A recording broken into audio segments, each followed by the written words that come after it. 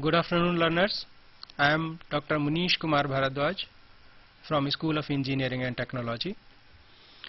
As you know, we were discussing about various topics of the ACPDM program. Today, the topic of presentation is project development and implementation.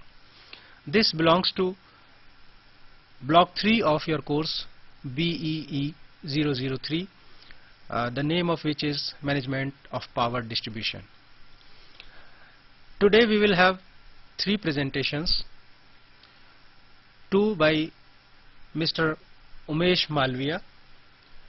He is DGM Power Grid, and one of the presentation will be on DPR preparation. So in the first 2 hours, the 2 topics will be presented by Mr. Umesh Malviya.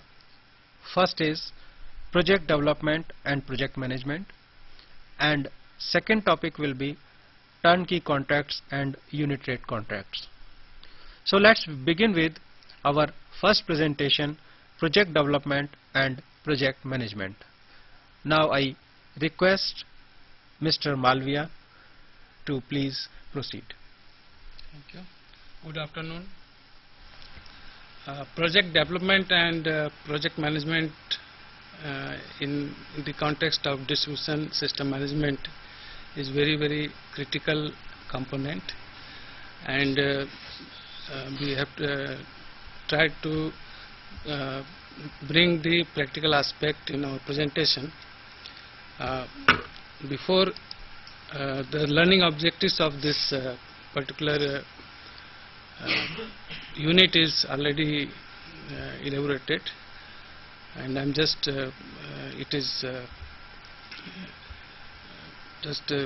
repeated. Now, to meet these learning objectives, we have to just go into the background that why this particular sector has come into focus. If you see the last before the last decade, the focus in the power sector reforms was mainly on first 2 segments of power chain, that is generation and transmission, and this has considerably led to capacity addition, but distribution sector had remained dormant, although the distribution is the interface between user of electricity and its retailer. There are problems associated with distribution. One is skewed tariff structure. Losses in the sector have been quite high.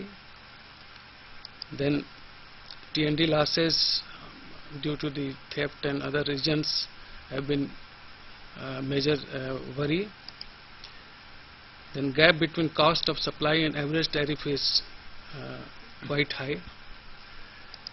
Then LT and ST line ratio, because if you see to transmit at higher lower voltages, the current increases, and then the losses also increases. So the effort of any distribution utility would be to keep the low tension segment of the distribution network as low as possible. Then because of the fast growth in the demand, sometimes the lines get overloaded and they do not able to keep pace with the requirement. Then quality and unreliability of power is also issue. Then lack of accountability in the distribution setup of ACVs has been sometimes led to this problem, and feeder level unaccountability. Now, the distribution reforms which has been initiated mainly looks at these issues, that is system upgradation of sub-transmission and distribution, then loss reduction, theft control, consumer satisfaction, and profit center approach by bringing the you can say accountability among the stakeholders who are operating the system. Decentralized generation in rural areas, because grid connectivity many times becomes a very costly affair. Then focus on concentrated zones, the areas where the demand is very dense, so those should be treated separately. And finally, the IT initiative to replace human intervention. The 6th level distribution reforms intervention strategy is already there in the unit 9, and I would just like to again brush up it. National level, we are basically looking at the policy initiatives. Then state level, it's basically the issues related to tariff fixation, regulatory issues. Then ACV level, we are looking at the restructuring, accounting and management information systems. The distribution circle level, which is the administrative unit in most of the distribution utilities. The outage reduction, loss reduction, and reliability, voltage and accountability are the issues. Now coming down to the feeder level, we are talking about the reliability, we are talking about the voltages, then metering and billing, commercial aspects, and at consumer level, the consumer metering, compliance of billing, consumer satisfaction, etc. are the issues. Now let us come to the primary issue of the particular topic, that is how a distribution system has to be first developed and planned. Before going into the details, we have to understand the distribution system, how it looks and how it serves the purpose. Primarily, the distribution system is divided into 3 segments. One is primary distribution system, the second is secondary distribution system, and the third component of the distribution system is service mains and consumer premises installations. When we talk about primary distribution system, we cover the incoming 33 kV feeders. 33 by 11 kV substation is the most important component of this system, and it acts as a heart of the distribution system. Then outgoing 11 kV feeders are the third segment of this primary distribution system. When we talk about secondary distribution system, we consider the distribution transformer as the backbone of the secondary distribution system and associated LT network. And in the third segment of the distribution, that is service connection and consumer premises installation, we cover the service drop, energy meters and associated switching devices. Now in distribution, the whole approach, when we develop a system from afresh or we take up the R&M work, is basically to tackle the current and voltage regulation, because compared to the transmission sector, transmission component, the voltage is very important there, because we are basically dealing into the high voltages. Here, to transfer the same amount of power or deliver the same amount of power, you have to handle a very large amount of current. So the focus changes in distribution. The equipment, the design of the system is current centric rather than voltage centric, which is predominant in case of transmission system. The parameters, the 3 key parameters around which the whole distribution system planning is evolved, is voltage regulation, power factor and current.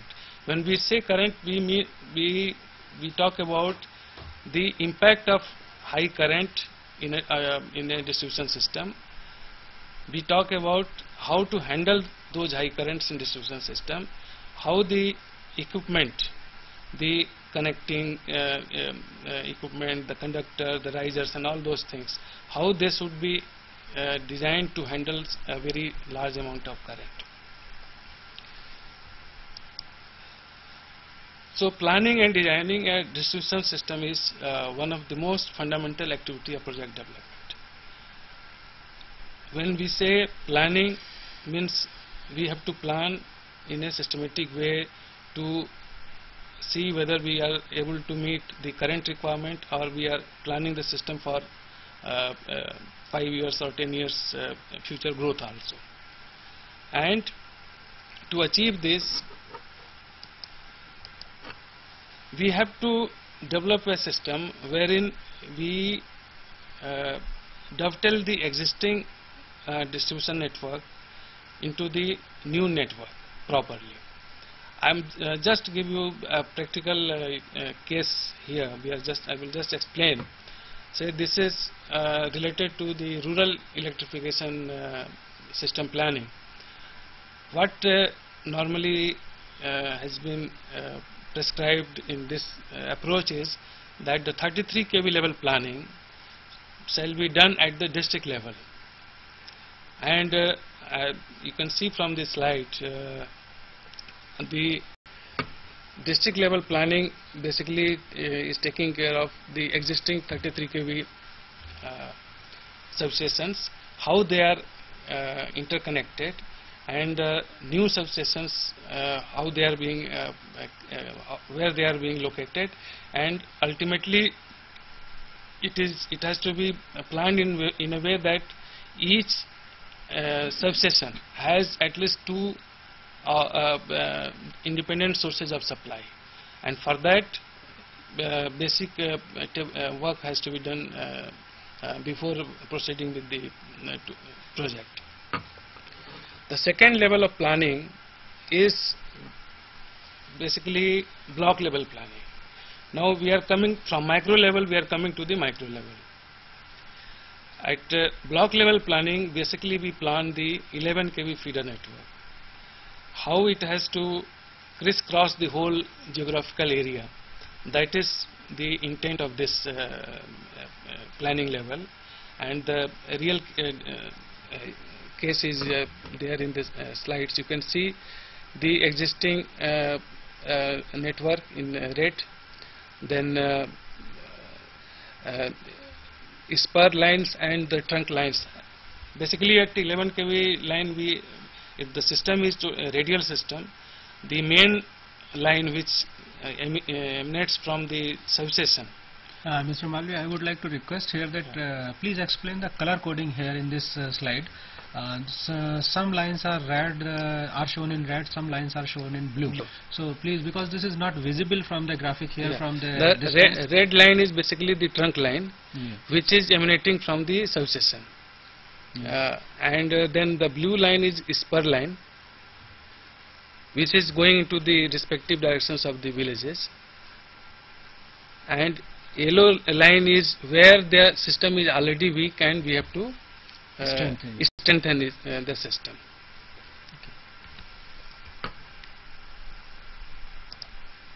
Now we come to the third level of planning, which is purely focusing on the particular village. Let us focus on that graphics. Here what has been trying to achieved is that the whole load, existing load in the village, wherever they are existing, they have been physically put on the map, and the network is planned in such a way that they are able to feed the respective loads in the village by dedicated transformers, so that the LT low tension system is reduced to the bare minimum. This is the basically the approach of this village level mapping. One more advantage is in this at this stage of planning is that you create a electronic data bank of the whole assets which you are going to put into the that village. It becomes a permanent asset bank also. Now we have briefly discussed about the planning aspect of distribution system. Now coming to the designing, there are issues related to designing, that those are basically optimum cost. You see, you can design a system which can which is 100% you can say customer focused, but what is going to be the cost of putting a system? That has to be always kept into mind, because ultimately the cost of the cost of putting up the network is passed on to the consumer, because he has to pay the cost through the tariff mechanism. So optimum cost is very much essential while designing a system. Then functional adequacy. When we talk about functional adequacy, we basically see that the system is able to deliver to the various set of consumers the required amount of power without any interruption. So according to meet this functional adequacy requirement, there are various steps. Say starting from the 33 by 11 kV substation, the transformation capacity at that level has to be adequate to meet the requirement of the area which is being fed from that particular substation. So if in a particular area where the requirement of maximum expected load is say 5 MVA, then when you are putting a system at 33 by 11 kV level, then you may have to think that what should be my minimum transformation capacity. You can't just put 5 MVA, it has to be more than that. That is the basic intent of functional adequacy. Then comes the reliability and quality. Reliability means that the system is able to meet the consumer power requirement without least interruption. When we talk about least interruption, there are interruptions can be of various types. Say for example, the interruption can be due to breakdown. But if there is a mitigating measure already there in the system, that the moment there is a breakdown of a particular feeder, the alternate supply can be arranged at a very short notice. So that improves the reliability of the system. So when we plan a system for a say valued customer like a industry, then we always provide at least dual source of supply at the voltage level where at which we are supplying power to the industry. So that is reliability. And when we talk about quality, we talk about the parameters which are within the control of the distribution utility. Those are the voltages and power factor. When we talk about voltages, we have to keep in mind that there are margins available at the receiving end of the distribution utility and at the sending end. To achieve this, normally at the transformer level we have the tap changing devices which takes care of this aspect. Whenever there is a receiving end voltage is low, then the tap changers can increase the sending end voltage and vice versa. Now the fourth and most important issue in designing a distribution system is flexibility to serve different set of customers. Now if we are faced with a situation when at one end there is a customer who is a high paying customer, who is having a process based industry, and there is one set of customer who can still live without electricity under certain constraints. So that flexibility has to be there in the system, through which you can serve one set of customer 24 hours and one set of customer with reduced hours of supply. And the fourth and the most important is customer care. How the system which has been designed takes care of the needs of customer from customer's own angle. The utility may think that this is what customer needs, but the situation could be just opposite. Customer may need certain things which he feels is more helpful to him. Say for example, billing system.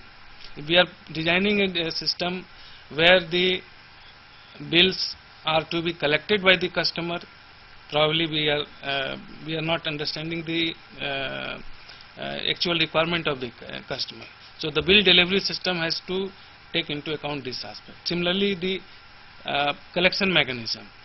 If in a city a utility expects that the customer will come to the collection center physically and deposit the his bills, then that could be a wrong way of understanding the customer need. So people have come with the systems of drop boxes, people have come with the system of online payments and all those things. Now the optimum cost issue, I would just like to explain it through a graphics. If you see the on the y-axis, we have the cost of putting a system is there, and on x-axis the complexity of solution is indicated.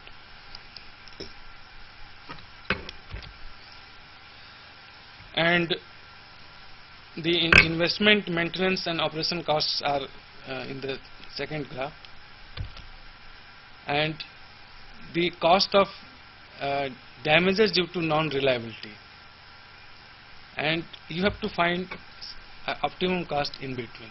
This is what we are trying to articulate, that customer focused power quality at least cost is the desirable option when we are planning and distribution network.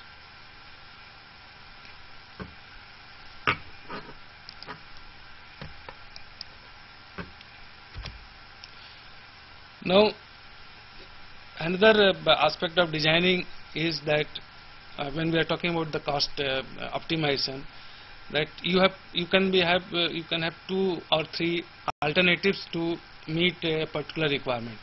I am just giving a case study here. Say there are two sets of consumers, public load and industrial customer, and options are variant A, which we are calling that additional high voltage connection is provided to the network, which takes care of both public and industrial customer simultaneously. Now there is a cost involved to this. The second alternative could be that instead of putting a separate network, you devise a system where the load transfer mechanism can take place. By just putting a load transfer switch, in case of supply, main supply going to the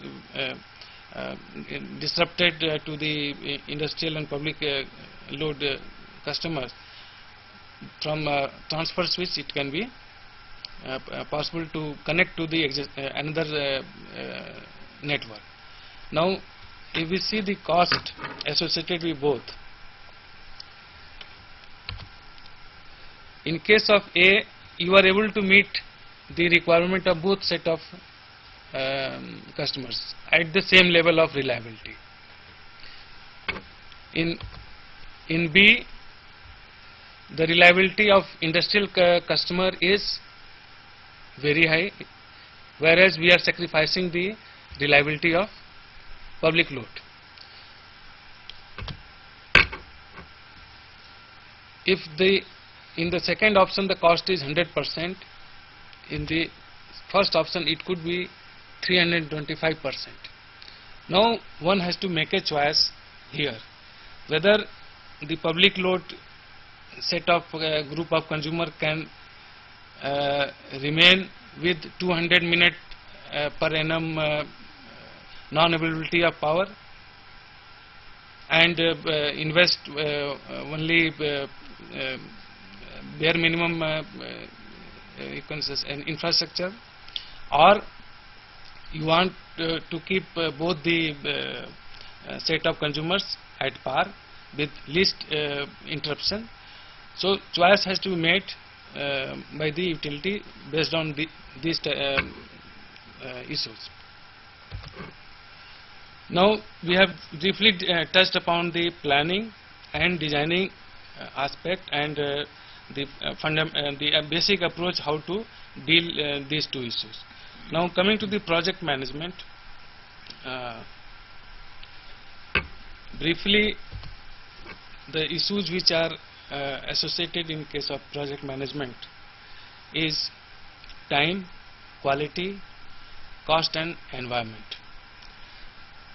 When we talk about time, we have certain milestones already prescribed at the beginning of the project, and we try to network the various activities in such a way that the the specific time of completing the project is achieved.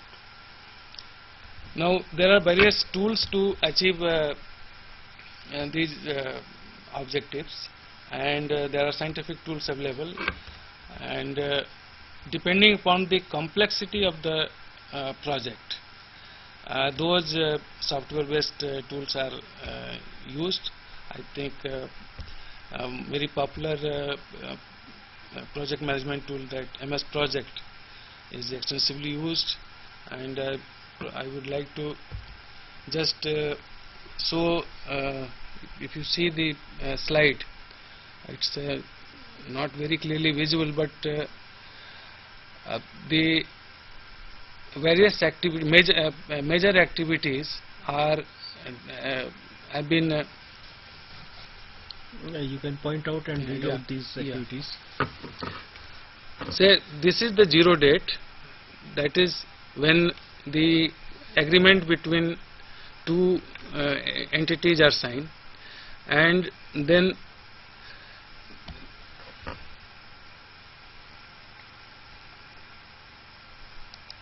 you need to click.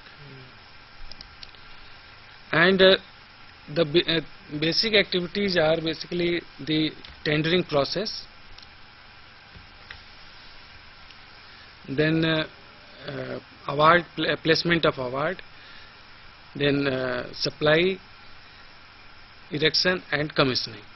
And if you see from the slide, the project has been broken into 3 or 4 packages, but they have been integrated in such a manner that once a particular set of package is ready to receive the input from the other package, matching is there. So that is the basic objective of the packaging. That, say, I will just give you an example. The project calls for complete renovation and modernization of a distribution system in a circle. Now the scope covers reconductoring, distribution transformer placement and distribution transformer R&M. Until unless the reconductoring is done, the distribution transformers cannot be put, because then again if you place the distribution transformer first, then the reconductoring, at the time of reconducting, those distribution transformers have to be removed from the system. So that sequencing is needed, and when the packaging is done, the packaging is done in that way that at an appropriate time of the project, a particular input from other vendor is available, and this particular part chart takes care of that requirement. And the another important tool is the L2 network, which is available in the Excel sheet.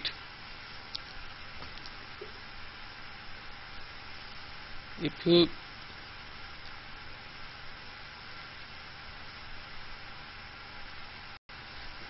when we talk about L2 network, we basically detail all the activities and prescribe the milestone for those activities. Yes. Now from this this L2 network, you can see first the supplies are tied up and their schedules are freezed. Then the erection activities have to be linked up with the supplies in such a way that when the erection has to start, all the relevant supplies are available, and the time schedule is say for the 12 months. All the major components of the project are dealt here, and their delivery schedules are specified here. Now we have covered basically the project development, planning and management aspect. Now we will go into the technical aspects, and that is very important from designing a proper distribution system. When we normally we encounter the voltage regulation issue, and the formula is there in the slide. You can see that is kVA into multiplied by kilometer multiplied by R cos theta plus X sin theta multiplied by utility factor divided by voltage of the system. Now here the cos theta, which is also the power factor of the system, it plays a role in determining the voltage regulation parameter, but at the same time the reactance of the wire network has also a very important bearing on the total voltage regulation. So both have to be taken into consideration while calculating the voltage regulation. Now another aspect is the annual energy loss. When we are planning a system for a set of consumers, then we should know that what is going to be the total energy losses in the network, and for that we have we use this formula, wherein kilometer is section length of 11 kV feeder, kVA capacity of DT in each section, then resistance of the conductor, reactance of the conductor, power factor, feeder voltage level, utility factor, load factor and lost load factor are taken into account. Utility factor is nothing but the reverse of the diversity factor. In what happens that in a distribution network there could be n number of consumers connected, and the sum of individual consumers connected load could be much more than the maximum demand they put on the system. So this diversity factor is higher the diversity, it is easier to meet the customer's requirement. So for a good system, the high diversity factor is desirable. Then next is the load factor. Total energy sent out over a period vis-a-vis the peak energy in that period basically describes the load factor. And the last and most important factor is last load factor, which is 80% of the load factor square into and 20% of the load factor. How this has been arrived is basically that it has been seen in by many utilities that over a period of time that irrespective of the current, certain level of losses are there in the system because most of the equipments remain energized. So the variable component is there in the which is dependent on the energy pumped into the system, but in spite of the low energy, certain losses will take place. So this formula takes care of these two aspects.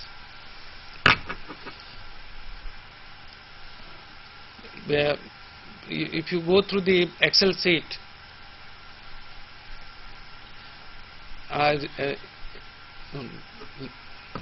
next one. Another next sheet, sheet 2. Sheet. In this is sheet 1. We need sheet 2. Another file. Another file. Yes, another file. Another file in which we have put the Excel sheet. So can we have that file? Yes, you continue. In a distribution, yeah. Yes. Now from this is a live case.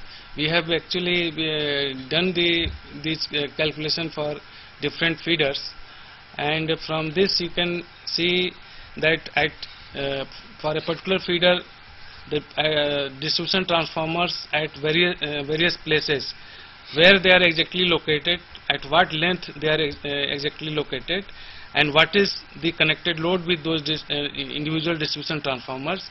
Everything has been tabulated, and then depending upon the type of conductor put into the system, the voltage regulation figures, the diversity factor, load factor and load loss factor have been calculated, and in the that Excel sheet you can find that the that annual energy losses on that particular feeder is also available. So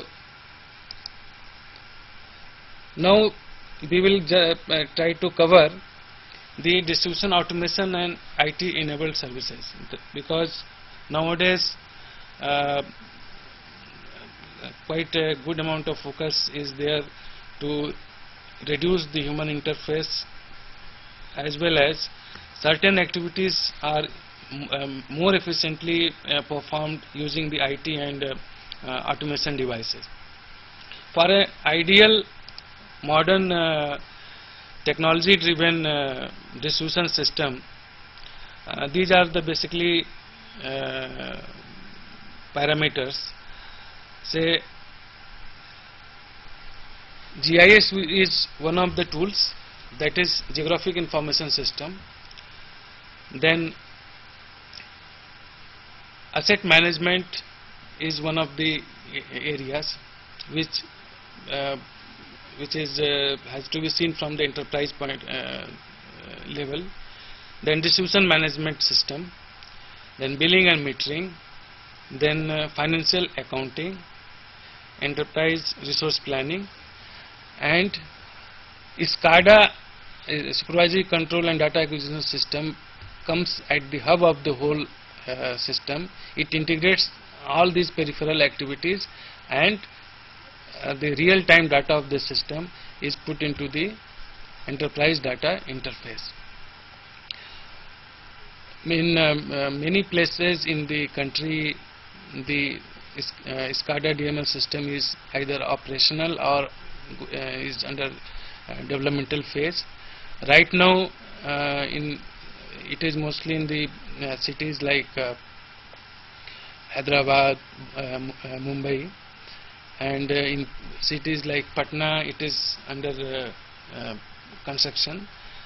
The total real-time data of the system from 11 kV upwards is available and integrated through the SCADA management system. It takes care of all the these functional requirements of creating MIS, billing and metering, everything. Subsequent stages, when the system becomes more strong, the automation and SCADA concepts can be brought down up to the level of even consumers. That is practically feasible nowadays. Even consumer can be put on the real-time state.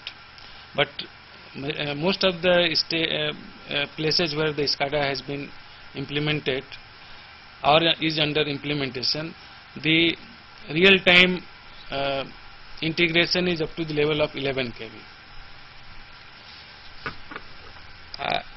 I will just, if you see this slide, it just gives a technical overview of how the data acquisition takes place from various equipments. So there is a 33 kV incomer. It goes to various transformers.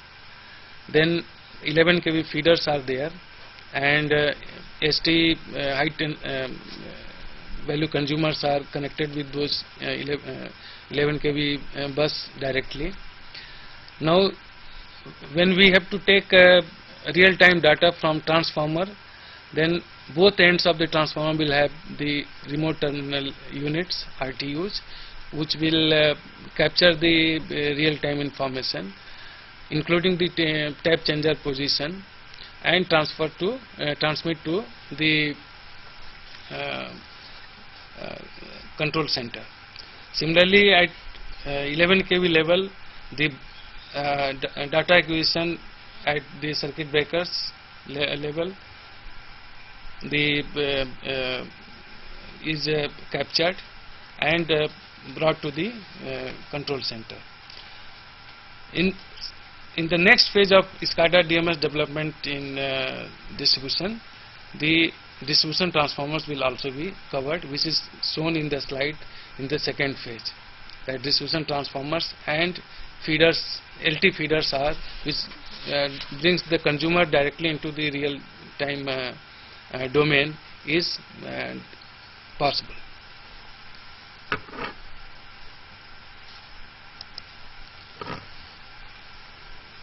Thank you. So thank you, Mr. Malviya. This was a nice presentation regarding the project development and project management, and we have students in the studio, as well as I hope the students will be there at different receiving centers at regional centers as well as other video conferencing centers. So I hope there must be some questions in the minds of our learners. So may I invite questions from the learners. In the meantime, I would like to give you some information regarding examination, though I have sent this information through mail. That examination that was scheduled for this ACPDM program in June 2007, now it has been postponed to December 2007, and this I have written in my mail that for appearing in December 2007 exam, as you filled in your examination form for June 2007 exam, you have to fill in the examination form in August and September, between August and September, means 1st August to 30th September. Between this duration you have to fill in the examination form for appearing in December 2007 examination. This is one information. Second information is that admission for July 2007 session of ACPDM program are now open. Forms are available at various regional centers of IGNOU as well as at the headquarters here also. Form can be purchased from these places either in cash, or you can ask for these forms by post also by sending a demand draft of ₹100 in favor of IGNOU, payable at the city of the regional center, or if you are located in and around Delhi, and you want to have the application form by post, then you have to send the ₹100 demand draft in favor of IGNOU payable at Delhi, if you are asking the form from Delhi. So this is another information regarding the admissions. And the last date for submission of application forms for July 2007 session is May 31st 2007. If you are asking forms by post, then the last date to send your request, or rather to say that last date to reach your request to get the application form by post is 10th May. So, but if you are purchasing the form in cash or in person going there at the office, then you can purchase up to the last date of the submission, which is 31st May 2007. So this is regarding the admissions of July 2007 session and examination of the earlier batch, which is means the current batch, which is January 2007 batch. So these are the two important informations. Now I have a request to the regional centers as well as the other video conferencing centers that please send the attendance record of the day either by phone, email or fax. So I am requesting again and again, but I am not getting the proper response from all centers. I am thankful to the centers who are cooperating with us. We are getting from 4-5 centers this feedback, but this is very essential and this is required for monitoring purpose of this facility, because as you know, in this program we are having the contact session through video conferencing only. So this information is very much required. So please, if you can tell me by phone, or you please send me through email or fax the information regarding the attendance and the feedback of the student. Yes, we can take the call. Please, Bangalore, speak. Good evening, sir. Good evening. Sir, actually that you have said that SCADA driven distribution automated system has been put in certain areas like Ahmedabad and Patna. I want to know what is the level of energy accounting being achieved practically in these areas? Actually, I told that SCADA is functional in Mumbai and Hyderabad, and in Patna it is likely to be commissioned very soon. The energy accounting levels in these SCADA systems is up to 11 kV feeder level. So you must have got the answer to your query. So if you are having any query in your mind, please ask the questions from any of our centers. In the meantime, do you have any question in your mind? Okay, so I think the presentation was so nice that there is no doubt in the minds of our learners. So if there is any doubt regarding this presentation, you can ask in the next presentation also. There is no problem. The expert is with us for the next session, which we will begin at 5:45. So we will have a break of 15 minutes right now. So you can ask those questions in the next session also. So thank you. We will meet at 5:45. Thank you.